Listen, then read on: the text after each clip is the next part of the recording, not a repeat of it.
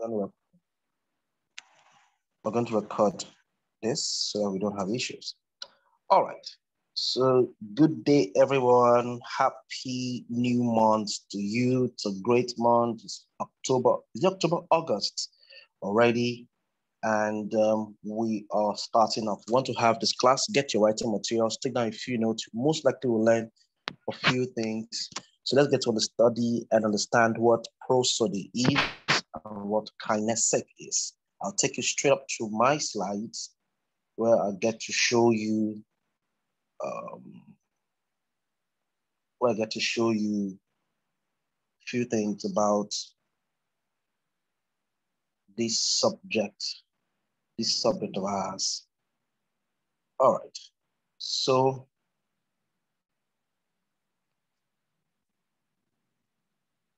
okay, there we go.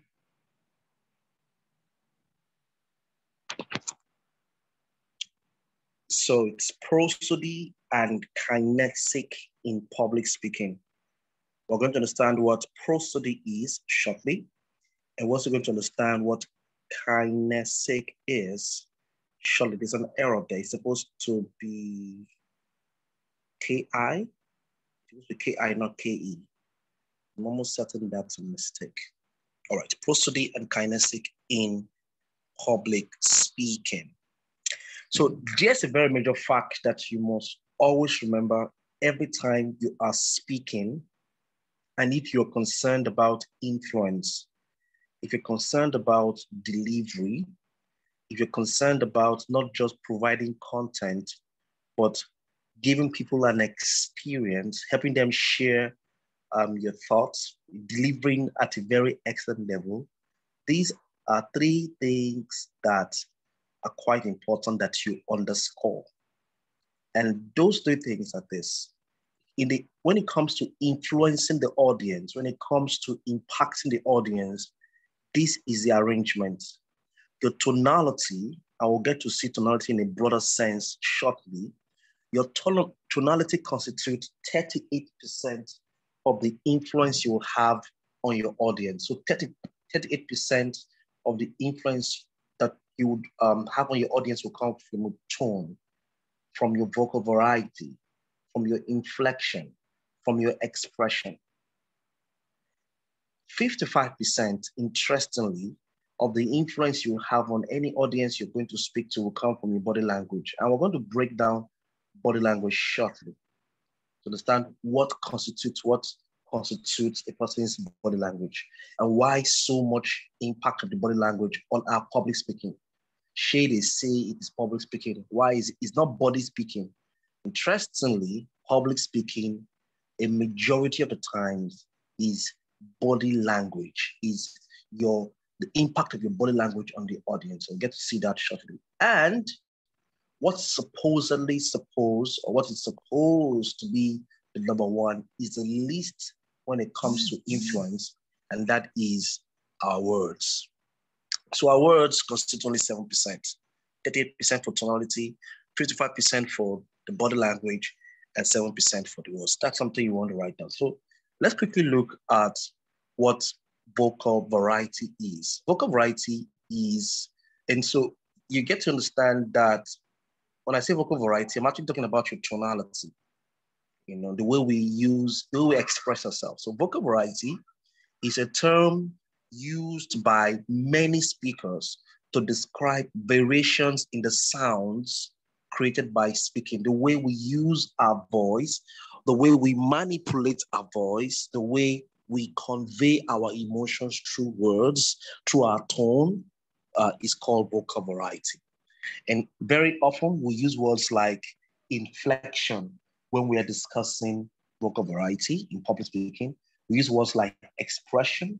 We use words like prosody. So if I use the word prosody, I'm very much talking about your vocals, your vocal variety, the way you manipulate your voice, the way you use your voice to make sense, to make an impression, to influence the audience.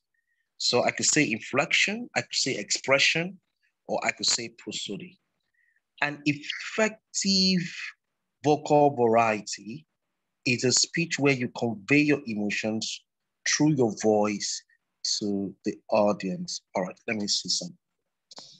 I want to show you, I want to be sure that I'm using the right slide so that you don't get it all mixed up.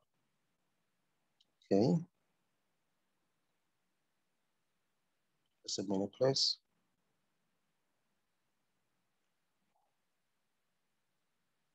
Just a minute.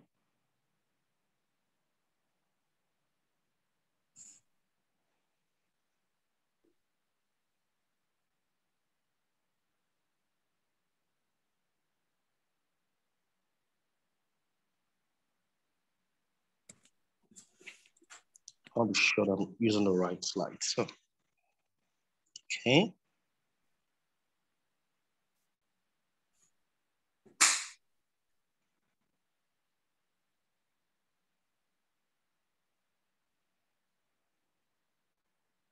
Just a minute.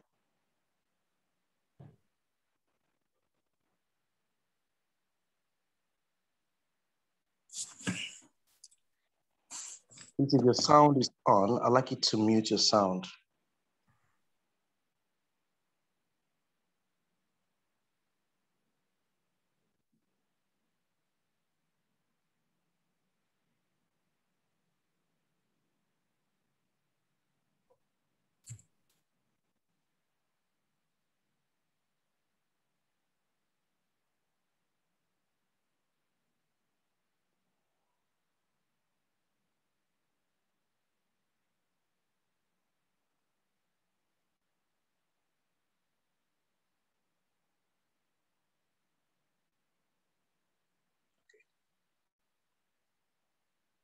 Let's just go ahead. The few additional slides I added, I noticed that I don't have them in here, but it's all good. So where we stop is that vocal variety also means your inflection, it means your expression, it means your prosody. So an effective vocal variety speech, the speech that has you using your voice in an effective manner, is a speech where you convey your emotions through your voice to your audience. So speaking is not supposed to be bland. Speaking is supposed to be very expressive. And when you are able to express your thoughts, express your emotions through your voice being your tool, you are effectively using or doing vocal variety. Now, so what are the qualities of a good speaking voice? What are the qualities? What qualities must you have or must you develop in order to have a good speaking voice?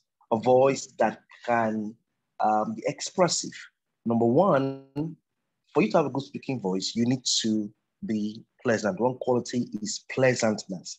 So train your voice to be pleasant. There are folks who speak and for whatever reason, their voice is quite irritating. Have you known or heard of anybody or heard anybody speak to you, speak at a forum, speak at a seminar, a conference, or speak to you on a one-on-one basis, and then you just don't like how the person sounds.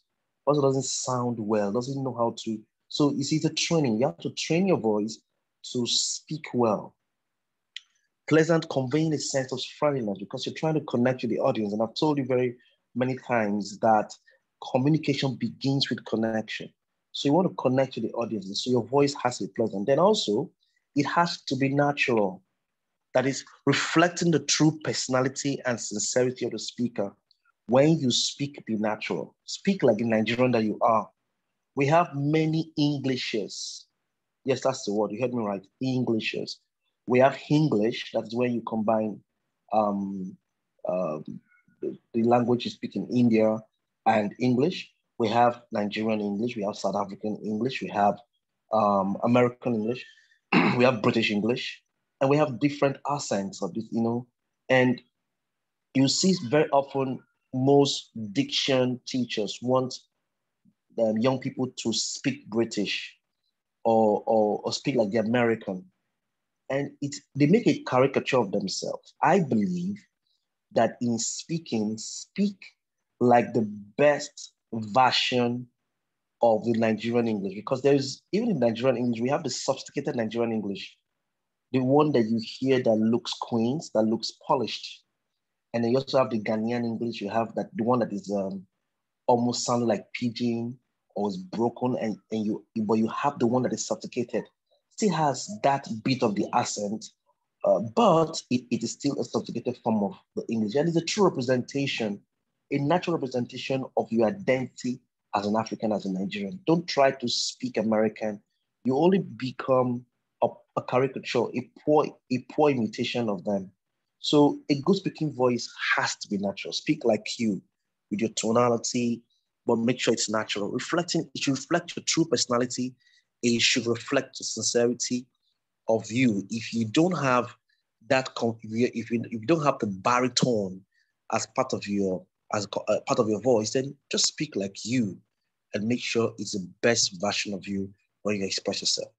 And then another thing that is important about a good voice is that it is forceful, conveying vitality and strength, even when it isn't especially loud. So loudness is not indicative of forcefulness. You can be loud and still not forceful.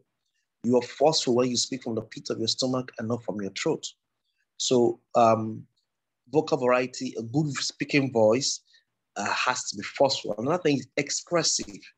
Another quality is expressive, demonstrating various shades of meaning, never sounding monotonous and emotionless. So you express your emotions through your voice. You're not monotonous. You're not bland. You're not monotonous. You are, you have many diatones. You are expressive, demonstrating various shades of meaning. So when you're sad, I can sense you're sad. When you're angry, I should be able to sense from your voice that you're angry. When you're trying to make something pass across a very important point, I should be able to sense that you're passing across a very important point. And then easily heard as a result of proper volume and clear articulation. So when you're speaking, don't be that person that people say, volume, volume. We're not hearing you. That's not what should be your lot. You should be someone, when you speak, even if you don't have the mic, the person at the back can hear you because you know how to project your voice. We call it vocal projection, speaking from the pit of your stomach. So every time you speak, a good speaking voice should be pleasant. It should be natural, sounding like you, reflecting your personality and sincerity of you. It should be forceful, even though it's not especially loud. It should be expressive, demonstrating various shades of meaning. And we should hear you as a result of your proper volume and clear articulation. The way you pronounce words should be quite clear. Now, this, if you're not paying attention, this is where I want you to pay attention. Remember, I said that vocal variety is about vocal manipulation, or what we call prosody, the way we use our voice. If you're just joining us, please mute your sound. It would be nice for you to mute your sound if you just come into the Zoom class. Thank you. So you need to understand, so how do you manipulate your voice? How do you get your voice to be expressive as it should be, demonstrating various shades of meanings? All right? So what do you do? Now, if you want to do this thing we call a quadrant. If you understand vocal variety, then you need to understand the picture that is right in front of you. And I want you to take a biro or pen and a piece of paper and then draw these quadrants. And I'm going to explain it shortly. It will truly help you to use your voice on stage. If you're on the podium and you want to be perceived in a certain manner or be heard in a certain manner, there are things you can do. Please, if you're just joining us and your sound is filtering in, we're recording this for the benefit of those that will listen to it. Mute your sound. Be conscious that you are in a class and that your sound will be filtering into the class. So mute your sound.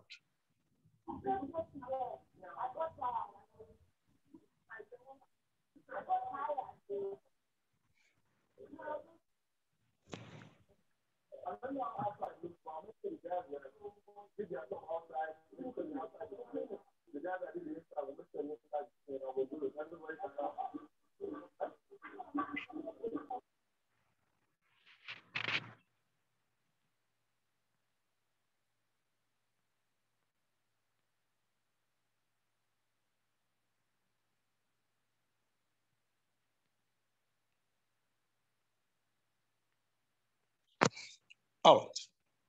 So you really want to understand how this works.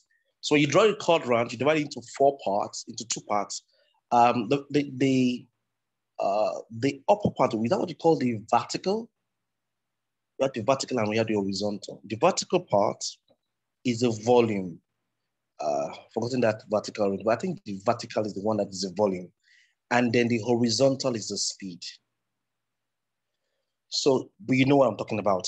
You see from the picture here, the volume, and you see the speed. This is where you have the volume, and then you have the speed. All right? So when your voice goes up here, that means you're talking about high volume. When it comes down, that means you're talking about low volume. So there are times when you can have your voice high. This is the pitch, this is the height, this is the loudest height of your voice, and this is the lowest part of your voice. Okay? In the other side, we have the speed. So if you're going this direction, you're very fast paced. Okay, that's a pace of that's pace. So this is pitch. Okay. And this is more about pace. Okay, so we have volume, we have speed, we have pitch, we have pace. And this is very important when it comes to producing vocal variety, producing your prosody, expressing. And when you're going back, if you're not as fast, if you're slower, then that is also part of your pace. All right.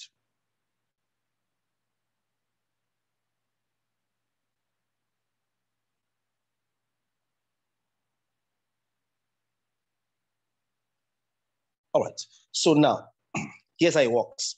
Anytime you want to sound authoritative in your speaking, by now you've drawn this. Every time you want to sound authoritative in your speaking, now look at this direction here. How do you do it when you want to sound authoritative? It's very easy. What you do basically is that you go slow and you go loud. You're trying to make an authoritative statement. You go slow, your volume is high, but your pace is slow. Whenever you use that pattern, you are actually trying to sound authoritative. You're making an authoritative statement. You're making an important statement. You're making a statement of facts. You're setting a command, all right?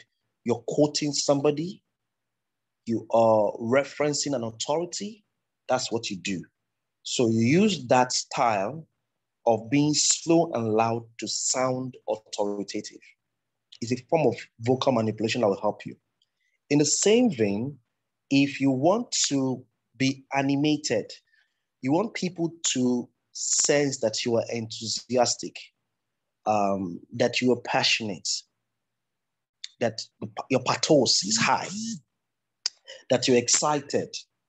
If you want people to sense it, then you need to pace up, and then you want to be loud as well as fast. Pastors do that a whole lot when they are speaking.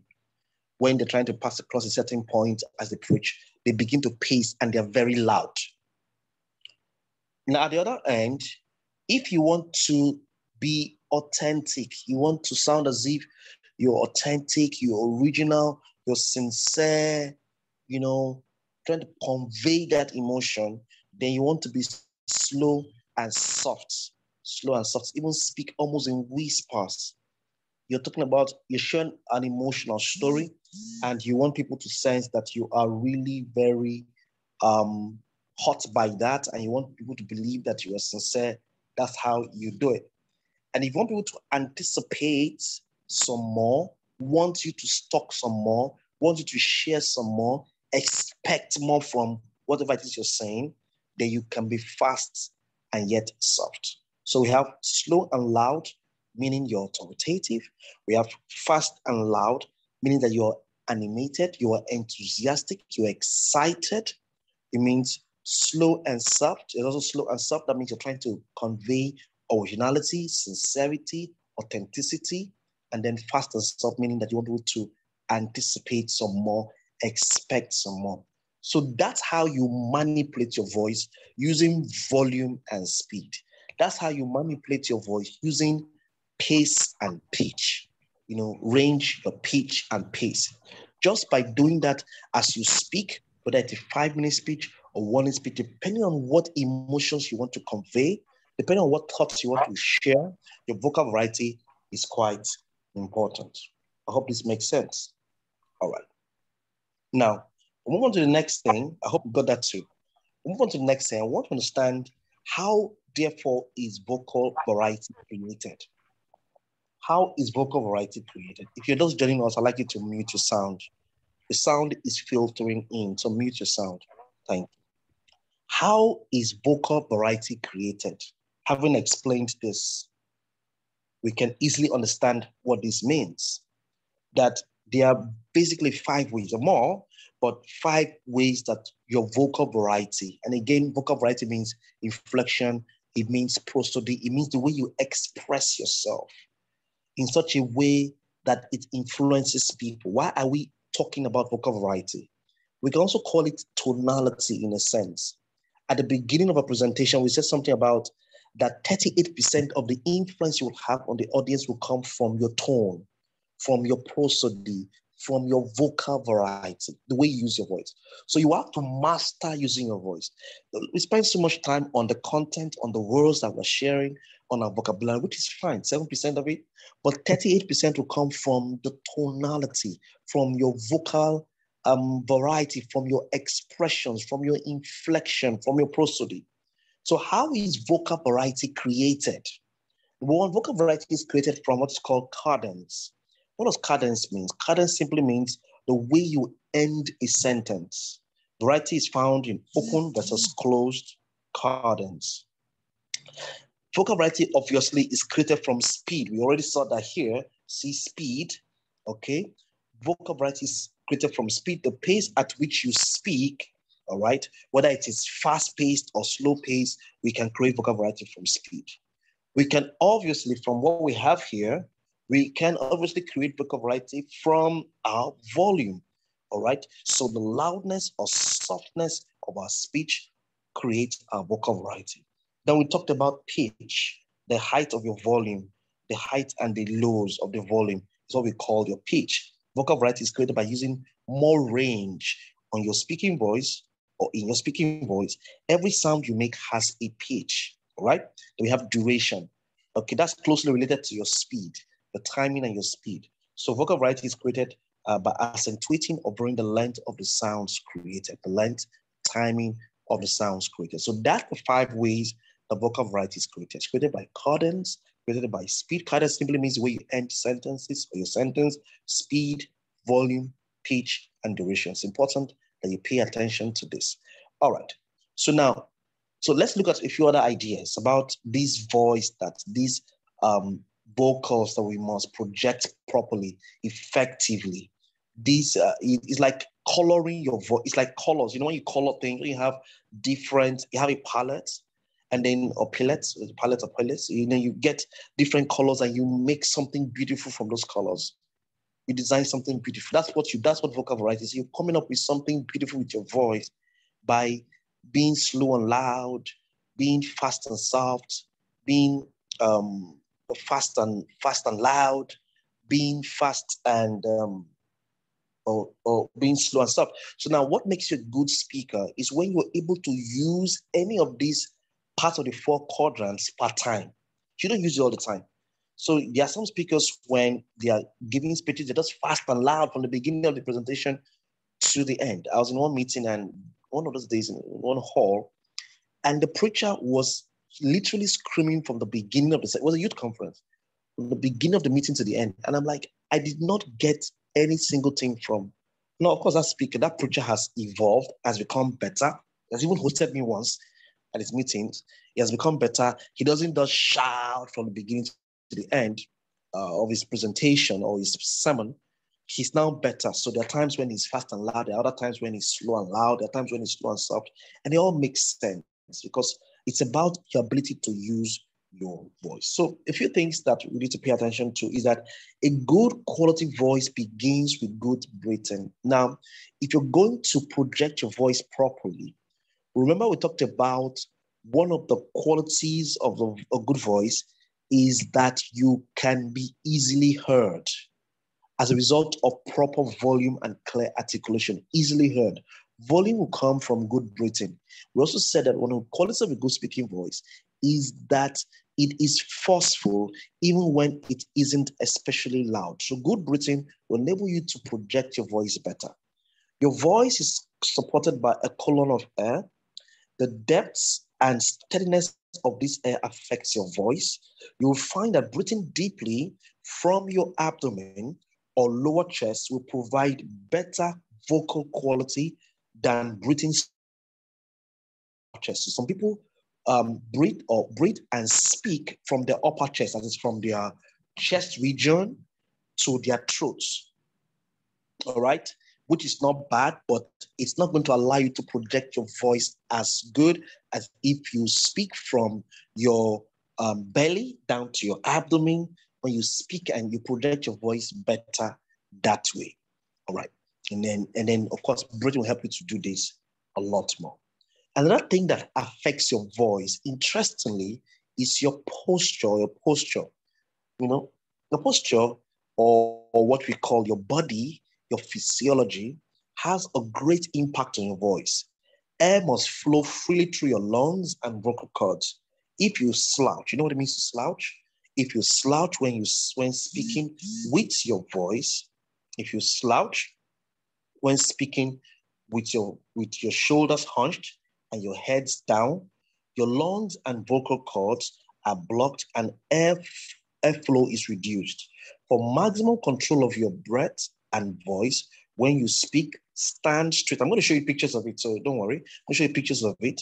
Stand straight, knees slightly flexed, head straight, and shoulders back. So you stand straight. Standing straight will help your voice to come out better. One other thing that will help your voice to come out better will obviously be the way you use pauses and the way you use, the way you use pauses. Pauses will help you to end your sentence. Let's look at what pauses do for you. Now, a few things that pauses do for you as you speak, how it makes you deliver your message better, is that number one, a pause or pauses, which obviously are punctuations in your speaking. Pauses are the commas, the full stop, the exclamation marks, the semicolons, the colons in your speaking. They are also a major part of your expression. So when you want to emphasize a point, you use pauses. A moment of silence before a statement tells listeners that you're about to say something. So something very important. So if I want to give a quote or make a quote that is from someone of an authority of that subject matter, I'll pause a bit, say the quote, and then when I'm done with the quote, I will also give a pause. So a brief pause after you make a statement tells listeners that you have just said something very important. So you use pauses to emphasize the point. What else do you use pauses to do? Now, again, we know that our vocal variety is as a result of good breathing, right? So appropriate pauses are an opportunity to inhale and speak better, project your voice better. So use pauses to enable you to inhale an opportunity to breathe better. Now, I already said this, that pauses often serve as punctuations, telling listeners that you have ended a sentence or thought. Remember, we said something that vocal variety is created from the way we end our sentences, where we not end our sentence, open cadence and close cadence. And we know that is called cadence. So how we punctuate our voice. Now, this is also very, very striking. We use pauses to attract attention. We use pauses to attract attention. All right. So when you feel that listeners are distracted, pause. Your silence will attract the attention back to you. So when you're speaking at any event, use the power of pauses so it can sink in. Even if you're preaching, once in a while, just pause a while so you can sink in. If you make a statement, a powerful quote that you think is quite powerful, you pause, you say it so that it can sink in. Use the power of pauses to get people to attract attention. Let's say you want to give a toast. You want to give a toast at a wedding and people are making noise. What you do basically is you just pause a little, let people's eyes be riveted towards you before you continue your toast. or your eulogy. It's important that you attract attention. You can use pauses to attract attention. I also want to say this about pauses, that pauses also play a major role in transition. Pauses play a major role in transition. For those of us who attended transition in public speaking, you get to appreciate what I'm trying to say. Pauses play a major role in transition. They help transitional statements and transitional words and phrases to come out smoothly. And of course, transition is how you move from one point to another in your presentation. So use pauses in your presentation. They help for vocabulary, for you to be expressive, more expressive. So we said that a few things about pauses, and said that pause is a major thing that helps you to be more expressive, helps to your prosody to come out well. We also said that your posture, your physiology also enables you to speak better. And there's a posture, you have to stand straight. And we also said that good breathing, quality breathing, especially from the lower region, will help you to do better as you speak. All right, let's do a quick exercise. And I want you to pay attention to this exercise. Is a tonality exercise. It's a vocal variety exercise. And what we're looking for when we do this exercise, I don't want us to be involved. Maybe you do it on your own. Just take down notes of this exercise and then do it on your own, and make sure you rehearse with a recorder, or you could use, you just do it with yourself in your room and see that you believe yourself. Or maybe you should use a recorder. A recorder will help you to check for, we're checking out for emotional truth and believability. Now, you can even give it to somebody, all right? Or you can record it and send it to me on WhatsApp as a voice note. Let me hear and sense whether you truly are believable from how you sound. So how many of us know ham sandwich? How many of us know ham? Hamburger, you know what hamburger is? That ground meat, and then it has lettuce and has a few things, okay? Then you have the bread, okay? You have the burger that is here, that's the burger. But now, so you take out the burger and then put a sandwich. Sandwich is the bread, real bread, sliced bread with ham at the middle. So I'm sure most of you are imagining what I'm just saying now. So now let's try. That's not a meal. That's not something that we see, a snack we see in any of our fast food restaurants. It's not popular here, but it's popular in the United States and in Europe.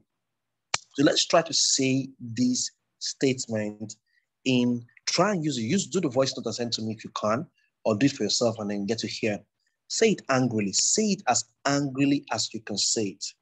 Like angrily. How do you sound when you're angry? And how do people perceive that when you say that statement, you're angry? So say it angrily, say it happily, say that same hand sandwich sadly when you're sad. How do you sound? How do you pronounce or say those words?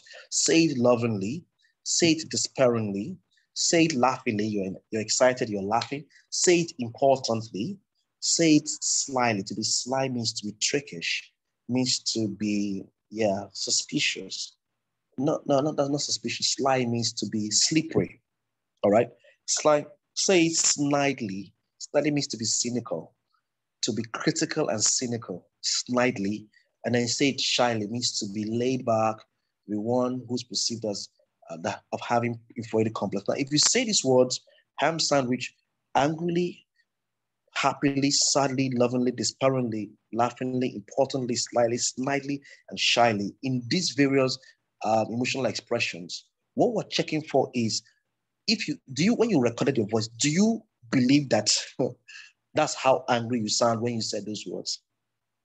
And even if you're not sure that you'll be true to yourself, give it to somebody, a coach, a vocal coach, a public speaking coach, to help you check to be sure that you're doing it right. So that's the exercise for tone. It's called the ham sandwich exercise. So there's also something called a pitch. In public speaking, especially in this context, a pitch is the highest, vocal variety is created from volume. So every sound that you make has a pitch. And sometimes your voice also has a pitch, all right? So what's the best way to say any of the 3 words mentioned below? Say the sentence below in your high, middle, low pitch range.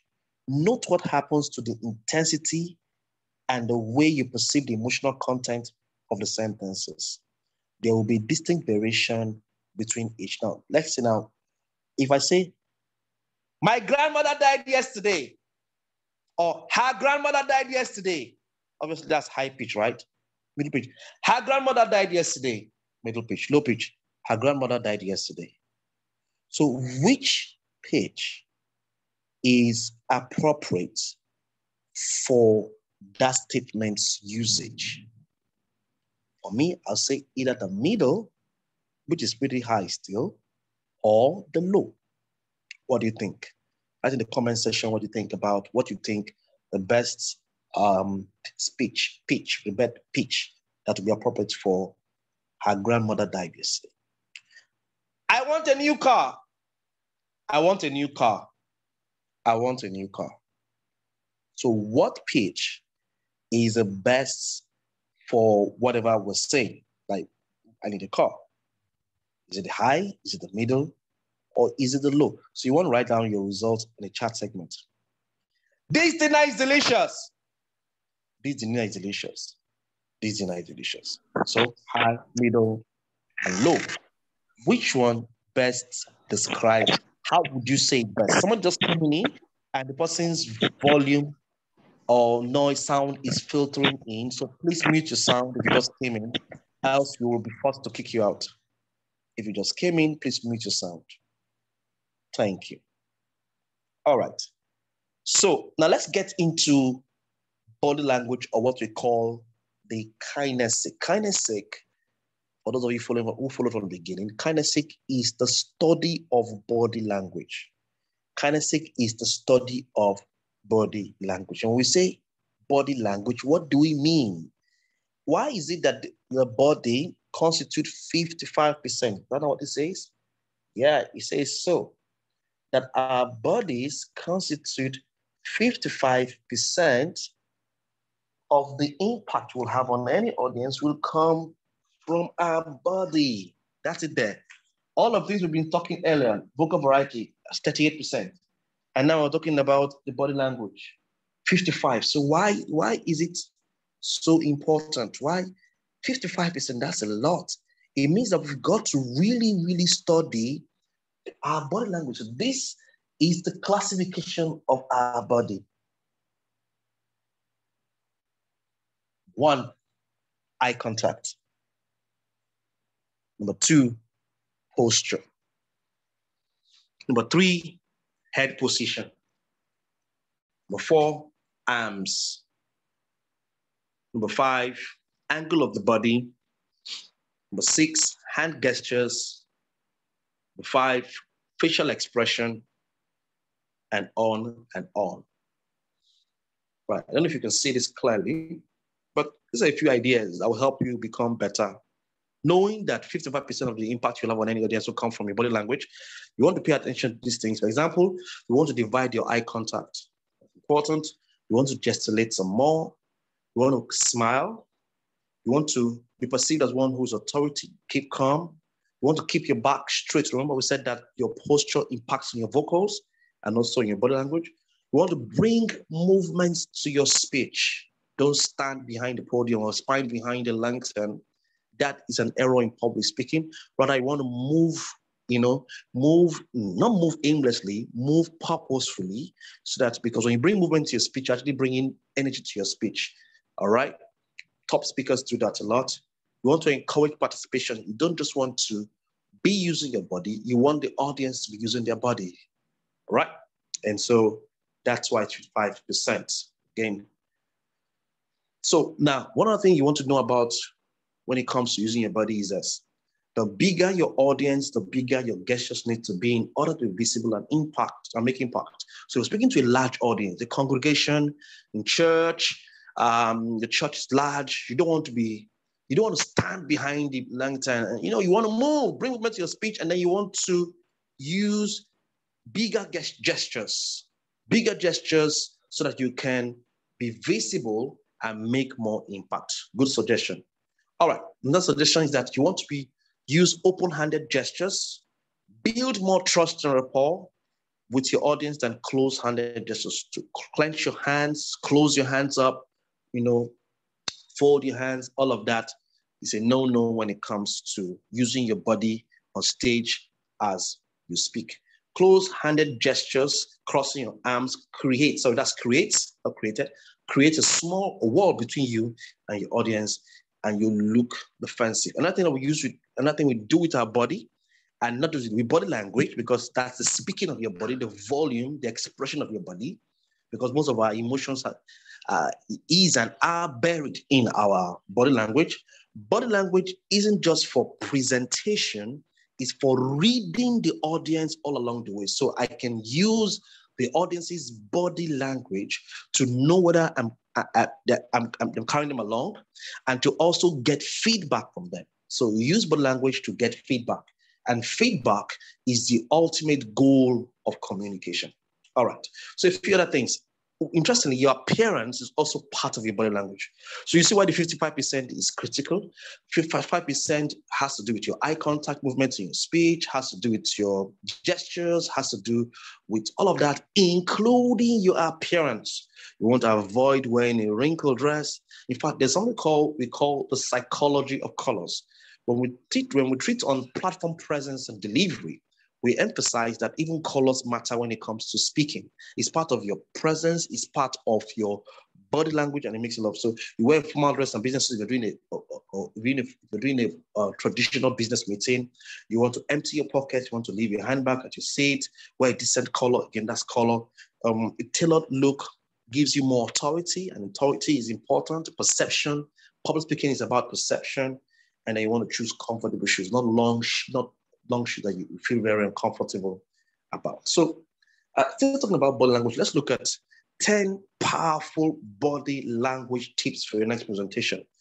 Do you have a presentation you want to do?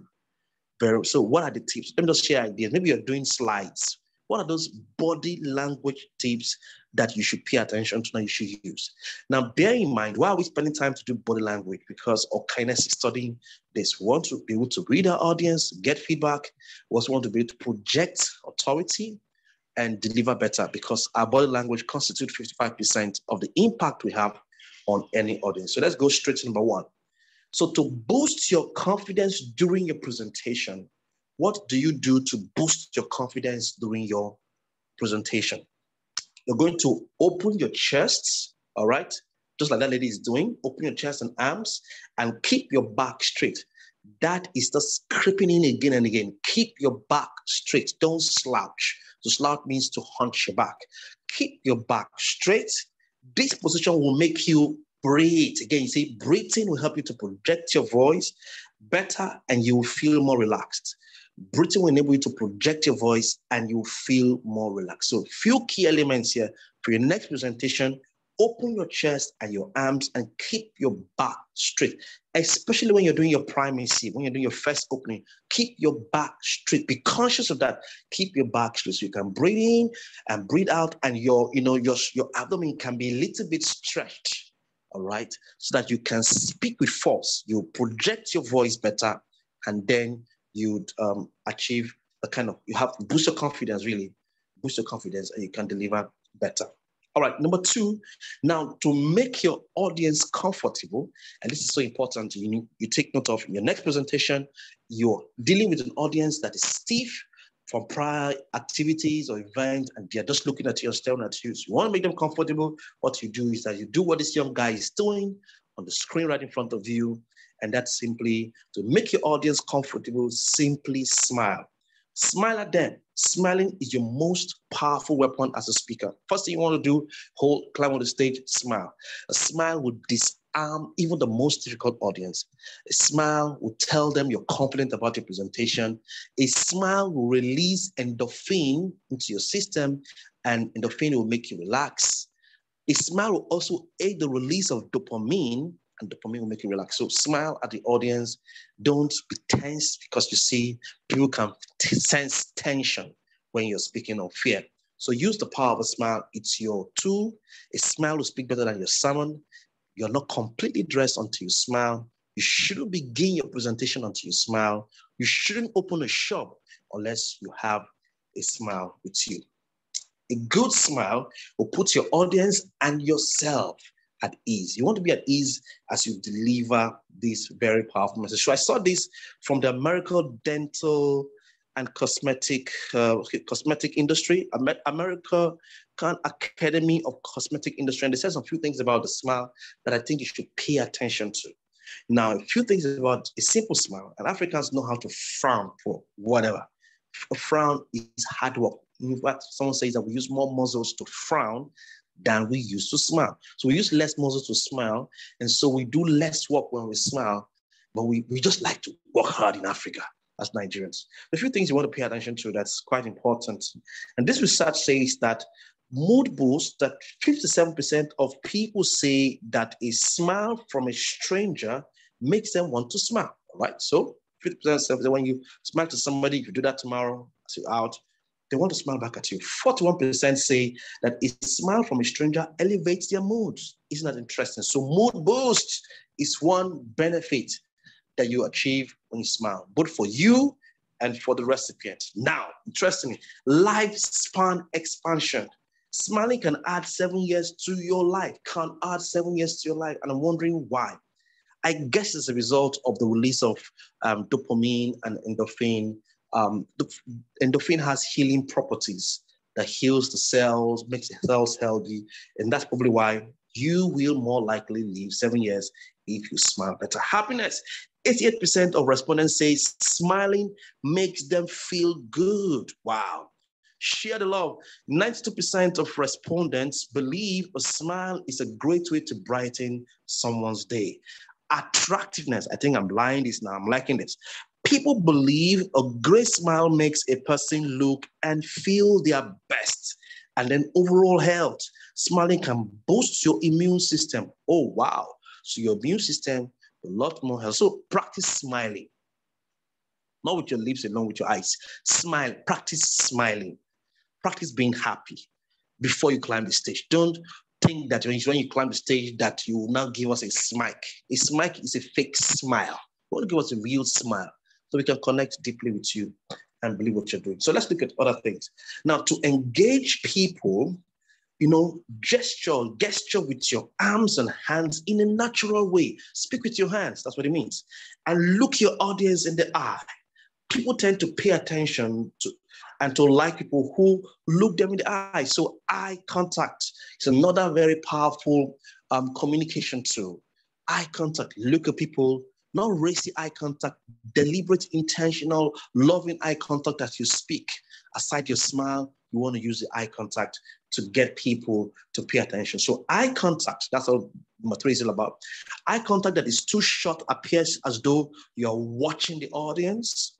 Aim to have meaningful eye-to-eye connection with one person at a time. Yes, you do one person at a time as you speak. Do this. It's going to take you some time, but as you speak and you do this, bring movement to your speech, and you look at people, you speak with your hands, you do very well. Use your eye contact to get feedback on your audience, on how your audience is feeling and doing. So use eye contact to also get feedback. Use body language to get feedback. You also use people's eye contact, the eye contact you have with them, to get feedback. Number 4, to demonstrate authority as a speaker, keep calm. You've got to keep calm. It doesn't matter what's happening, whether the props are messing up, technicals, you've got to keep calm. There's nothing as beautiful as a public speaker who is calm. Don't be agitated for whatever reason. Keep calm. Use small and stiff gestures.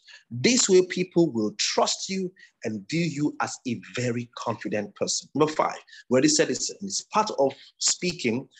Bring movements to your speech.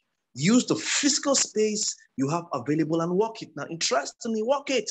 You have a huge space. Use it, work it, express yourself. There is no video I'll share with you. You can go on YouTube and watch any Toastmasters video or any video done by any of the top speakers that they just stand in one place. They move, they bring movement to their speech. It's deliberate. They work it. They bring movements to their speech. And they're giving us an example. I'll give you an example here. For example, if you're presenting 3 points, talk about points. Talk about point A when you are in your first position, then move 2 steps or 3 steps to point B. This way, a movement that includes space will accompany your speech. All right. Now, number 6, to keep the audience attention, especially if you're using slides, what must you do when you're doing that?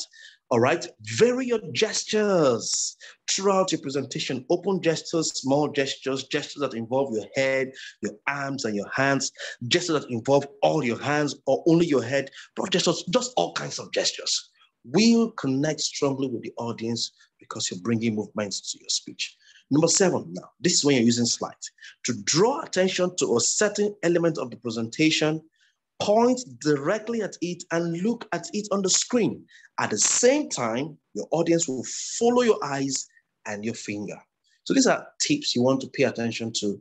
Just mentally document them, and any of the words you can capture quickly, capture them in your notes. So when you're doing this presentation, you're conscious of your eye contact, your movement, you're conscious of your standing, your voice, your gestures. Those are quite important things to say. And to encourage participation, as you use open gestures. Open gestures means open your hands out. And if possible, walk around and towards people. Now, top speakers do this a lot. They walk around and towards people. They don't stay far away. There's probably, I don't know if that slide is here, but there's something about proximity, about space and intimacy, something about space and connection. And we know that communication is about connecting people. So this is so important. You want to walk the space, shows you some level of confidence, some level of charisma. That's confidence at another level. And that is what actually delivers the goods. That's what influences the people. That's the confidence that convinces. Okay? So we tend to participate more when we have proximity with the speaker. So don't stay far away from the audience. Try and come close to them and connect them. Number 9, to make questions seem easier, in the Q&A session, what things you want to do, one thing you want to do when you want answering questions so you can answer fully. Pause and breathe slowly. This will give you time to think and answer while looking the questioner in the eye. So pause, breathe slowly. This is thing. Number 10, to make the audience buy your story, all right? To make your audience buy your story or your message, use positive gestures during the entire presentation. Nodding, nod a lot. Wow. Say wow. Open gestures, smiling, mirroring. Oh, that's good. Can you just clap for yourself? Can we clap for the audience? Oh, celebrate yourself. All of that stuff is part of the things, wow, thumbs up to you, sir. That's a good one. Can we celebrate him? That's engaging the audience, getting them to use their body. Use their body, because as they use their body and you use your body, you're influencing the order. All right. So what was said basically here, I want you to follow me. I don't know if you're still with me in the chat section. Rather, you're still with me. So I don't think I'm the only one here. What we're saying basically is that your body language, the way your body speaks, which constitutes 55% of the impact you have on any audience, is basically about your posture, your head motion or head position, your facial expressions, your eye contact, and your gestures. That's what body language is all about. So kinesics is the study. It's a study. And there are people who have a degree in it. It's a study and the interpretation, not as a study, is the interpretation of non-verbal communication related to the movement of any part of the body or the body as a whole.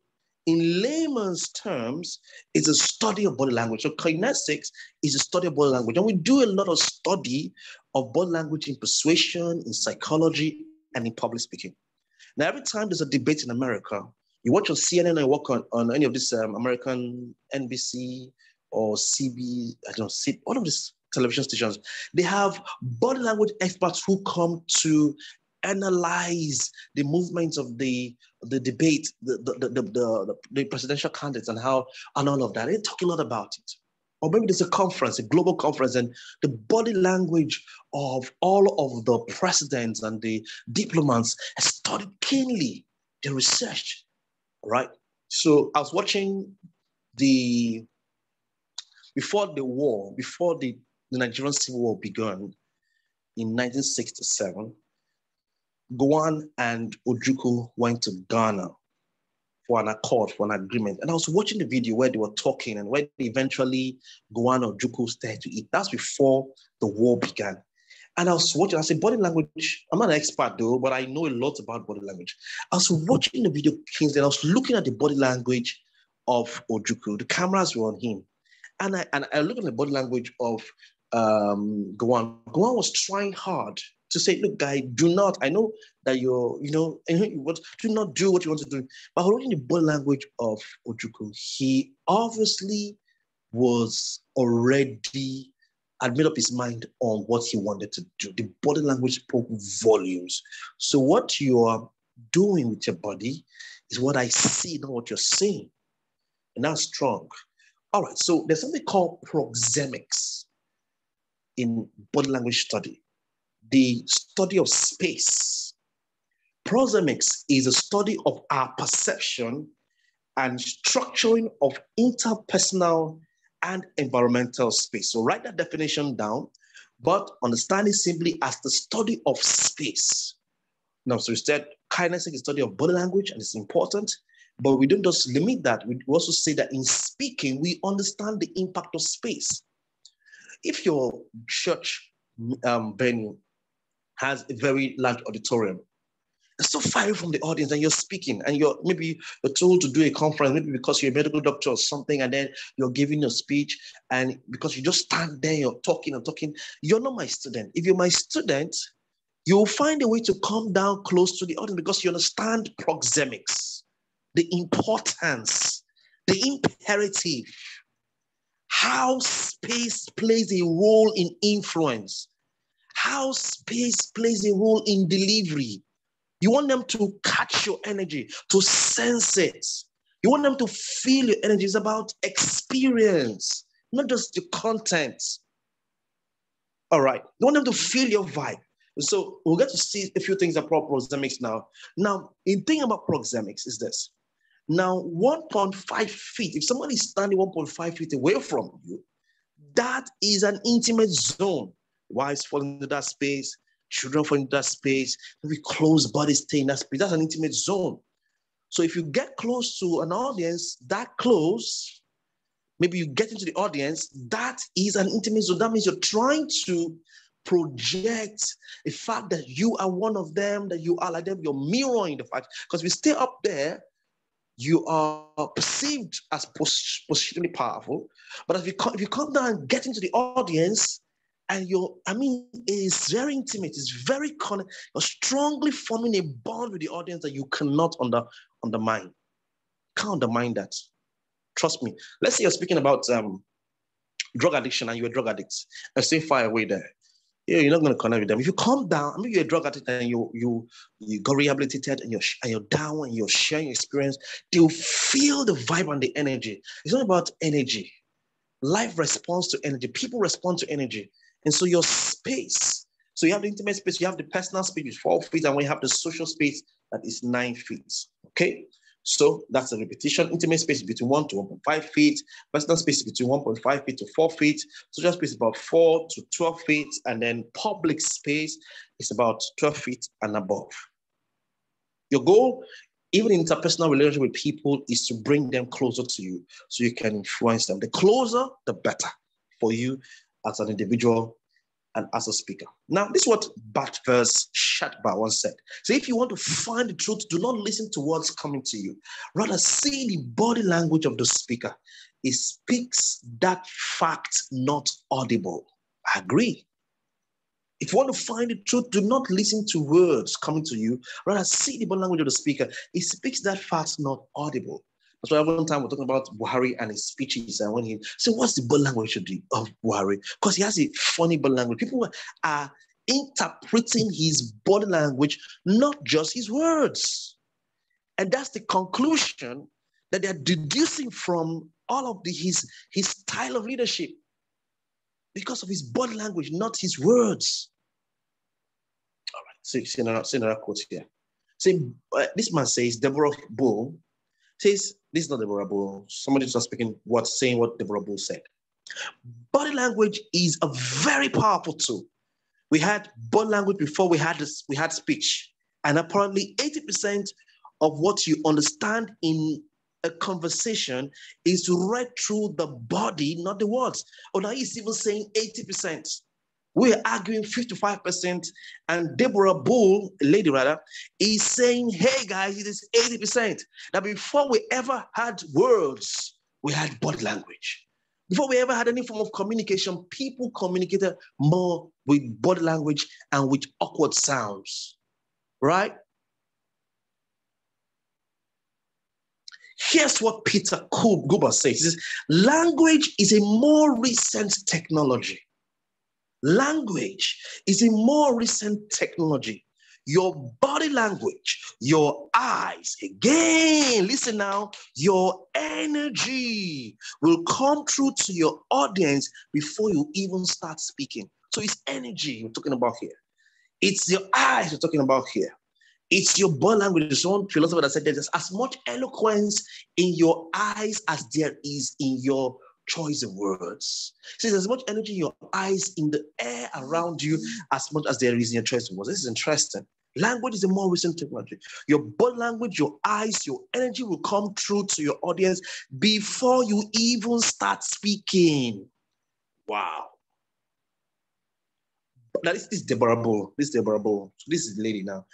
Body language is a very powerful tool. We had body language before we had speech, and apparently 80% of what you understand in a conversation is read through the body and not the words. So what are the body language errors that you must not project? Remember, 55% of the impact you have on any audience will come from your body. So you've got to be careful about the errors. We only looked at 10 things, body language expressions you can use for your next presentation. Let's look at some errors quickly as we begin to wrap up today. Taking some time now. Look at this picture of a lady who is lecturing. Apparently, she's doing a lecture because she thinks that she's lecturing. She can violate the public speaking rules and be very, very, you want to avoid these bad habits. You don't want to cover with your back your flip charts. That's what she's doing, this elderly woman. Standing with your back to your audience detracts from your speech. Visual aids blocked by body. No, no. Now, this guy has a supposedly nice posture, but not for when you are starting. When you are starting, that's not the posture you should have. You can have it later, once you form the bond with the audience, but not when you're starting. Look at what he's doing that is wrong. Speaking into the podium muffles your voice. Because he's slouching.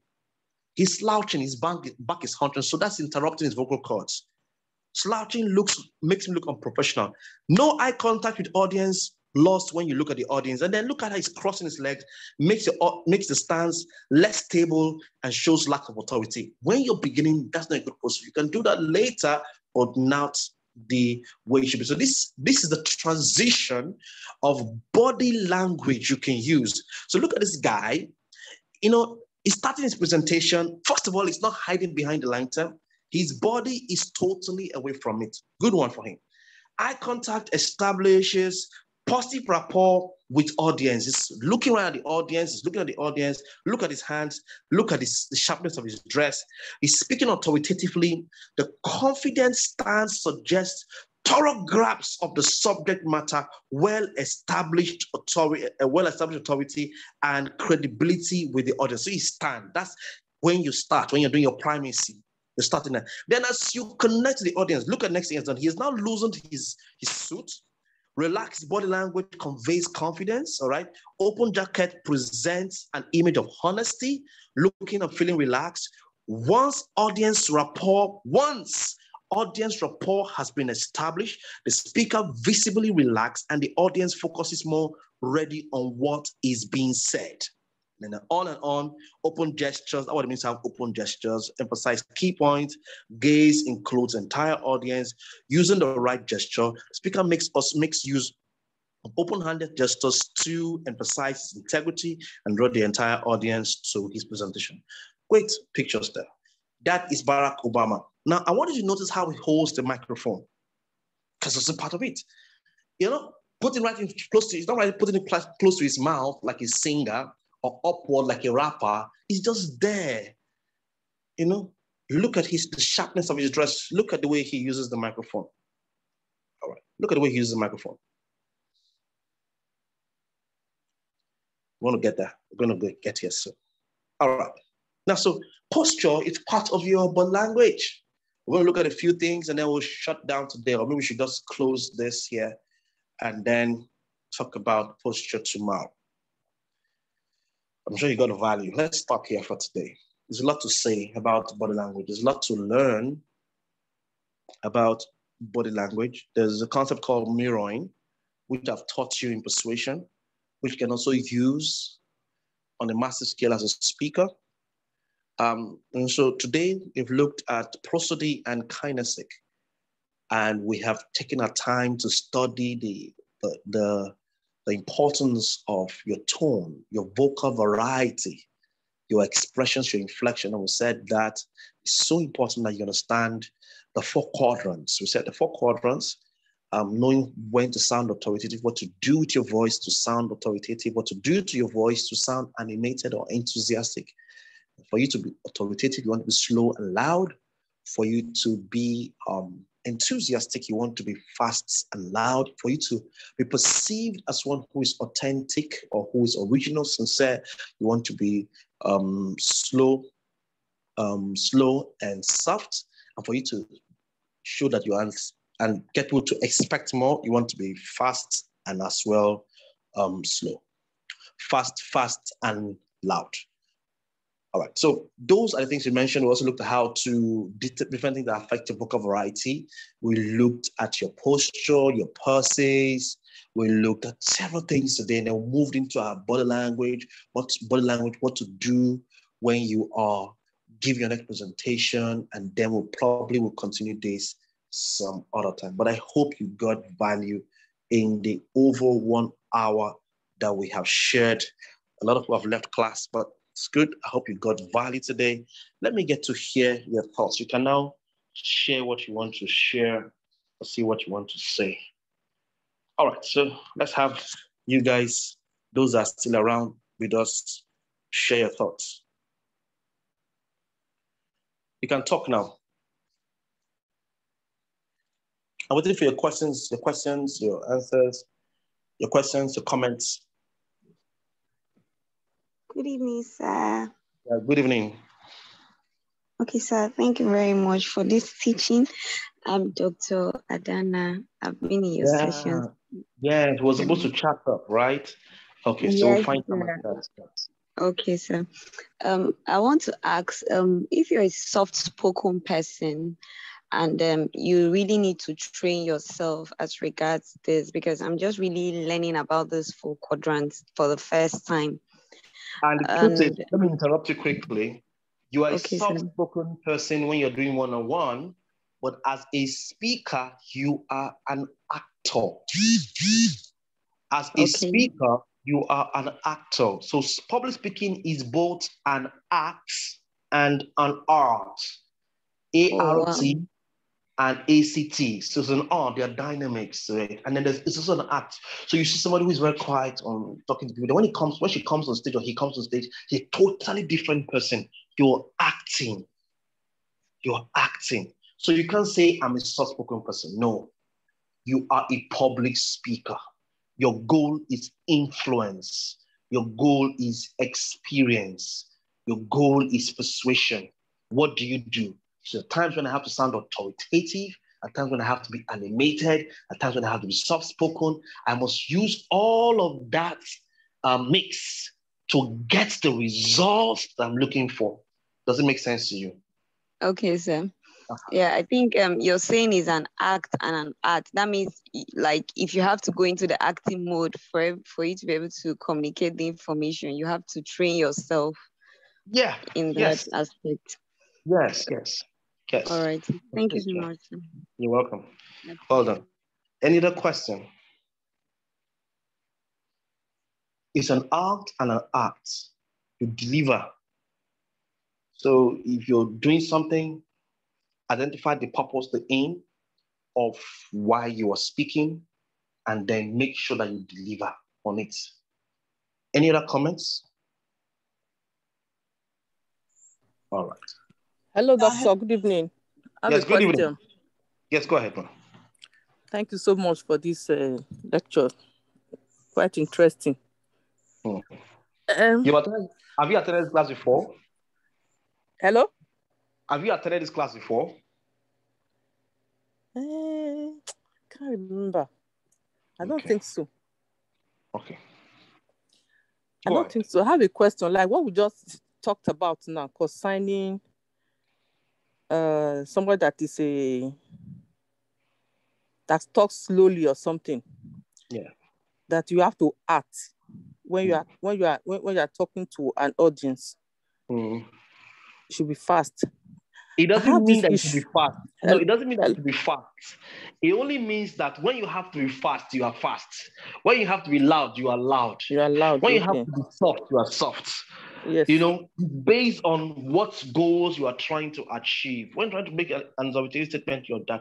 When you manipulate your voice, you're just doing stuff. You know, you're not just being bland or monotonous. Oh, I'm a slow speaker, therefore. Okay. If you're a preacher, if you're a pastor, Okay. and you depend on the anointing to preach, fantastic. The people that say, "Oh no, I depend on the anointing of God. I'm a child of God. I don't other Paul speaking things. I beg. I'm not interested in those things. I am an anointed man of God. The Holy Ghost will come upon me. You can continue. I will speak calmly, and God will still do His thing. No problem. I'm not against that. I'm saying that if you want to deliver at a scale, you know, at a certain scale, internationally, globally, and whatever you want to do, then you want to act, you want to stare, you want to do things on stage. Okay. Like if you're pitching for 10 million, you'll say I'm a slow speaker. It doesn't work. You're pitching for your organization. You have to do everything you need to do to get to the investors or the panel to buy in and agree that you are good enough to get that money. That's what I'm talking about. Okay, yeah, I understand. So my own aspect of it where I have a challenge is smiling. I hardly smiling. To smile.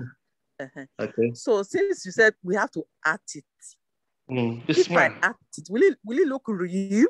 Will it look real? Yes, it will look real. When you're starting your presentation, obviously, there are times when you have to be serious, but I'm not saying you should smile throughout your presentation. Yes, but that would be nice. I understand. But you're about to start your presentation and you're seeing everyone looking at you one kind. You just smile. Say good morning, little icebreaker kind of thing. Smile at them. Let them warm up to you first. Before that should be part of your primacy. I think that the smile should be part of your primacy. You know what I mean by primacy? Of course. Opening. That's opening your head. So it should be part of your primacy. Smile and then you continue. Then maybe when you're about to close about your presentation, you can also smile again to indicate that, okay guys, thank you for staying through this torturous session with me. I'm about to shut down now. And they'll just smile back at you. So you use it you don't have to use throughout your presentation, but you can use it at the beginning and of course at the end. At the end, okay. Or maybe you're saying something to somebody, you're saying something important, and somebody, you make eye contact with somebody, and the person looking at you, and then you smile at the person, just to send a positive vibe to the person. That's good. Okay. Somebody's asking a question here. Let's take that. Thank you. You're welcome. God bless you. Hi, Coach. My concern is how you dress sharp as a woman. Must a woman be on suit to look sharp? No. Dress. There's a way you dress sharp, and you're sharp. Should dress with that consciousness that, oh, I'm looking decent, I'm looking for the occasion. If you're speaking, if you're doing something at a function, and the function is a business function, then you want to dress that way. With a promotional event, I'll teach that in platform presence when we have that class again. So I really want to appreciate those who have taken out time to be part of this class. A lot of people didn't come to class today. Oh, I see Dr. Oko. I see Eddie Kanobot. I was saying Evelyn from Kaduna, and Adana will have a chat. I'll have a chat with you soonest. Hi, God bless you guys. Make sure you're taking down notes, and let's see how one of these days we're going to do an examination. That examination will enable you to get certification. I'm giving you solid stuff that you should pay attention to. And for those of you who are teachers, who also, I know that Evelyn is also teaching people public speaking. So yes, you're taking, yes. So these are things you need to thoroughly learn these things. Go ahead, say what you want to say, Evelyn. Yeah, thank you very much for this evening's class. I'm very sorry that I haven't been consistent, but I've made a resolve to be very consistent henceforth. I make a pledge not to miss any Zoom meeting again. I got tremendous value Wow. Okay. Class was, in fact, tremendous value. Even as a teacher, I came up to you, sir, I really want to appreciate you for the largeness of your heart. You have a very large heart, really. I've met with people who take public speaking, but really, I've not met your kind. Thank you very much, sir. Thank you for your encouragement. Thank you for everything. And how is the public speaking school doing? How is it doing? Or training, things you're doing for people, how is it going? Yes, I actually started out something for kids now. I take diction on a part-time basis in this particular school. And I also prepare some kids for a particular occasion. And I decided to talk to them. I decided to prepare them on the topic, the benefits of public speaking. And I used the opportunity to tell those parents who are interested in learning the art to sign up. Thank God for the child we used. She did fantastically well. As a matter of fact, my first student, the Kaduna State Media Corporation, that is the media, it saw her presentation because I share presentations online. And they actually called to our parents that they'd like to host her on a TV program. Wow. Public Wow. speaking. Amazing. And all this came from you. And sincerely grateful. I talk about you every time I'm opportune to give a presentation. I'm still learning, though, of course, I haven't, but with the little you've given me, I've been able to trade, and I'm still trading with them. Thank you so much. God bless you. God bless you. It's good to know. All right. That's so good to know. Everybody's doing so well. I know that Adana is doing well. I know that Christabel is doing very well. I know that she's doing very, very well. I know that Dr. Oko, medical doctor too. Good evening. How you doing, man?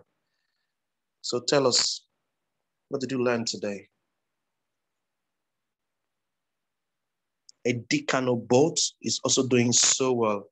I appreciate you guys for coming out today for class. We'll see again. I'll relate the next time we'll have class. God bless you. Real good. See you some other time. I'll let us know when we'll have the next class. Adana, I'll talk to you shortly. God bless. Okay, sir.